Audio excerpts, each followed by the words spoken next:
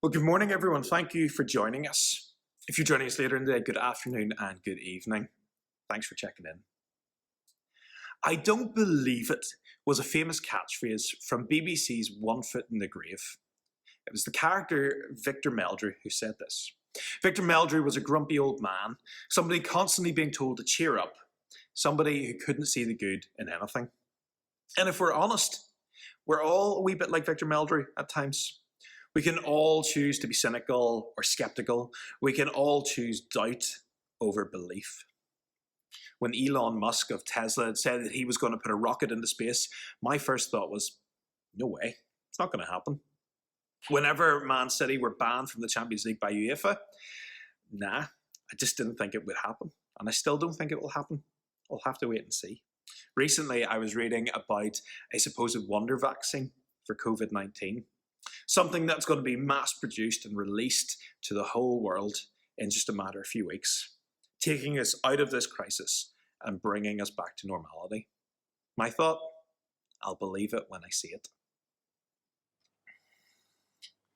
You know, doubt is such an incredibly human response to a situation, isn't it? And it's for this reason I wonder why Thomas, the disciple of Jesus, gets such a bad rep. He's known as Doubting Thomas, criticized for his lack of faith, for his lack of belief that Jesus really had risen from the dead. He's often held up as an example of somebody we shouldn't be like. We can read in John's Gospel this conversation that takes place, where Thomas says to the other followers of Jesus that unless I see the nail marks in his hands, and put my finger where the nails were, and put my hand into his side, I will not believe.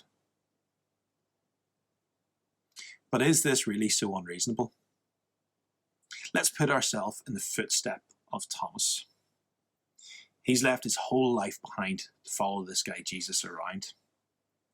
He spent 3 years to go on an adventure that changed his whole worldview. He followed around a guy who became a rock star, who told them about their heavenly Father who loved them, who spoke of a kingdom where status didn't matter, where the powerful would be humbled and the humble raised high.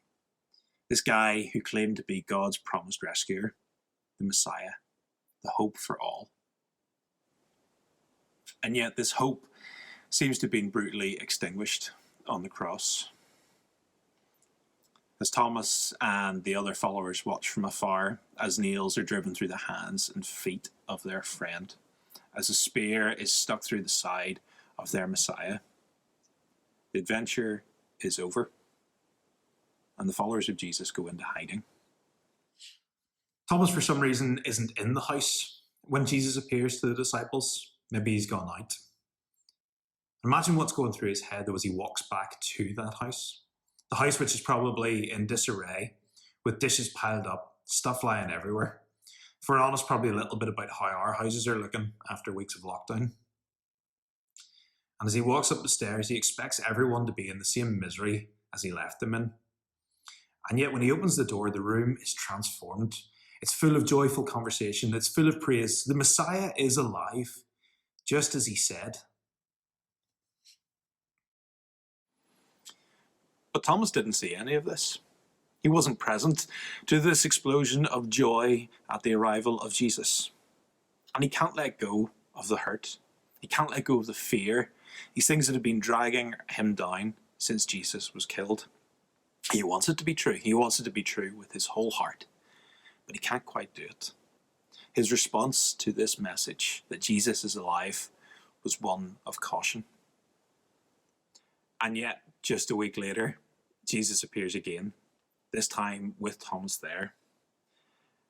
And as he sees the nail marks in his Saviour's hands, Thomas abandons all caution and doubt, and he says aloud the words he's been holding back. He says, "My Lord and my God."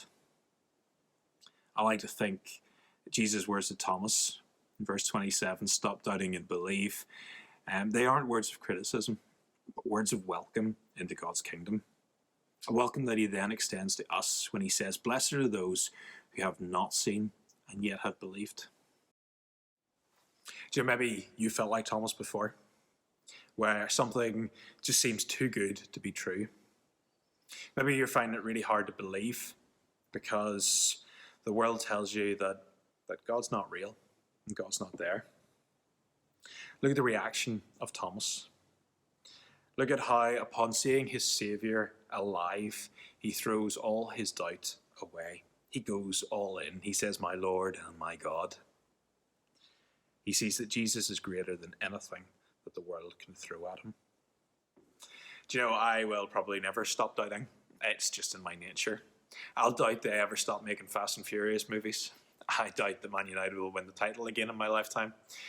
But I won't doubt that God's kingdom is one of love and hope and fairness. That God wanted us to be a part of this kingdom so much that he sent his son Jesus to die for you and for me.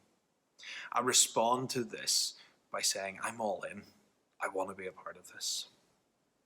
But how about you? How are you going to respond to this? Does it seem too good to be true? Do you find trouble believing that God loves you and calls you by name to be in his kingdom?